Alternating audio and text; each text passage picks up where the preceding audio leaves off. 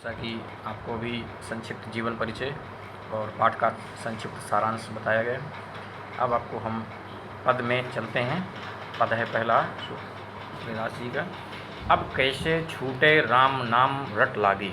यानी राम नाम रट लागी, यानी इसमें संत रैदास जी कह रहे हैं कि अब कैसे हमसे छूटेगा। छूटे मतलब छूटे, कैसे छूटेगा कि राम नाम रट लागी, यानी जो राम नाम की रटन हमको लग गई है, वो राम नाम की रट कैसे छूटेगी।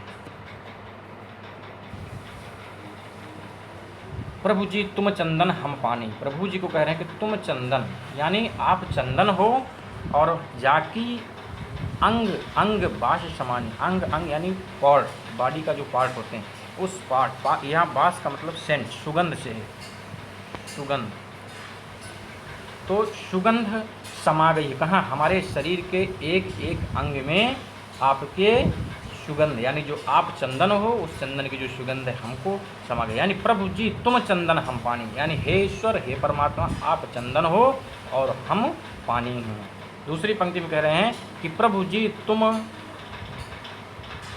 बन हम मोरा, प्रभु जी तुम घन बन हम मोरा, यानी प्रभु जी आप घन, घन मतलब बादल,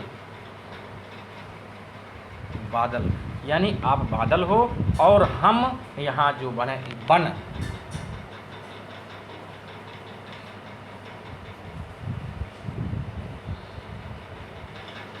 ये बन बन मोरा, यानी हम मोर हैं, मयूर हैं, कहाँ के, उस जंगल के रहने वाले। जैसे चितवत चंद्र चकोरा, और जिस प्रकार चकोर जो है चंद्र को देखता रहता है, वैसे ही हम आपको, आप बादल हैं और मोर हैं, हम उस आपको उसी तरह देखते रहते हैं। अगला है प्रभु जी तुम दीपक हम बाती, हे प्रभु आप दीपक हो, दीपक आप समझ रहे हैं जलने की, हम बाती, हम उससे, बाती का अर्थ यहाँ पर है, ये जो बाती है, बाती एक कपड़े को काट करके या कपड़ों को मोड़ करके एक कूद करके बाती बनाई जाती है, जिसको तेल में भिगा करके जलाया जाता है और उसके जलने से रोशनी होती है।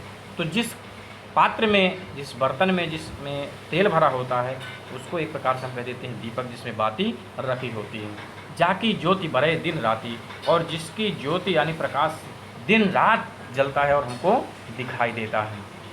प्रभु जी तुम मोती हम धागा, धागा मतलब रेशा, आप समझ रहे होंगे कि तुम मोती हम धागा, यानी मोती जिस धागे में पिरोया जाता है और उसको एक हम माला बना लेते हैं, तो वह धागा है हम, और उसके ऊपर जो रहता है वो मोती है। तो हे ईश्वर हे परमात्मा आप मोती जो, हम धागा हैं। जैसे सोने है मिलत सुहागा, उसी प्रकार हम मिल जाते हैं जिस प्रकार सोने में सुहागा, सुहागा एक पदार्थ होता है जिसको शुद्ध करने के उद्देश्य से सोना में मिलाया जाता है। उसी प्रकार हम, आप जो है मोती हो, हम धागा है और हम एक दूसरे में मिल जाएंगे।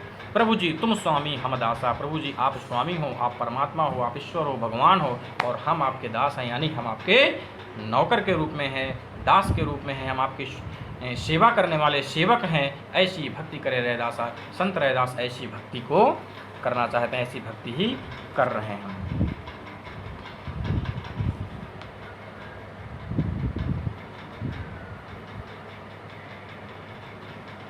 अगला है ऐसी लाल तुझ बिन कौन करे, ऐसी लाल तुझ बिन कौन करे, ऐसा हे लाल, हे ईश्वर हे परमात्मा हे भगवान आपके बिन ऐसा कौन करेगा। कौन मतलब कौन करेगा। गरीब निवाज गुसाइयाँ, गरीब निवाज यानी गरीब को आप अमीर बना देने वाले, गुसाइयाँ यानी परमात्मा। हे ईश्वर आप गुसाइयाँ यानी परमात्मा हो, आप हमारे कष्ट को दूर करने वाले हैं। गुसाइयाँ भगवान मेरे माथे छत्र धरें, यानी मेरे माथे, माथे मतलब मस्तिष्क, सिर पर, मस्तिष्क में, यानी छत्र, छत्र मतलब मुकुट, छत्र मतलब मुकुट धरे, मुकुट धर रहे हैं, यानी हमारे सिर पर मुकुट धर रहे हैं।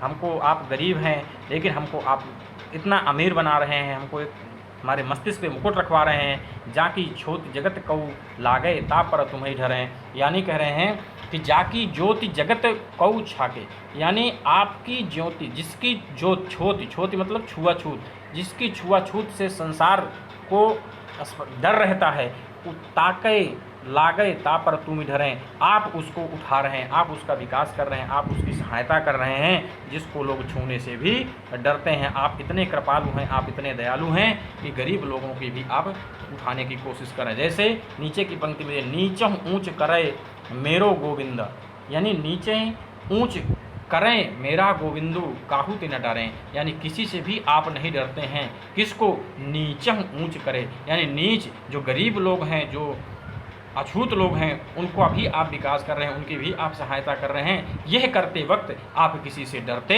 नहीं हैं। काहू ते न डरे नामदेव कबीर त्रिलोचन सधना शयन तरें, जिस प्रकार नामदेव कवि, कबीर, त्रिलोचन, सधना जो कवि हैं और शयन हैं, ये कवि जो अपनी आपकी वर्णन करते आपकी करते करते उन्होंने का भी पार लग गया। कहे रविदास सुनहु रे संतहु हरि तजहु सब सरे, कह रहे हैं कि हम संत रविदास जी कह रहे हैं कि सुनहु रे संतो, हे संतो सुनिए, हरि जीव ते सभय सरे, यानी हरि जीव यानी भगवान सभी जीवों का कल्याण करता है। ऐसी भक्ति, ऐसी आराधना ही हमको करना चाहिए, जिससे हमारा संसार को हम अच्छे से पार कर सकें, संसार के सभी जीवों की रक्षा हो सके।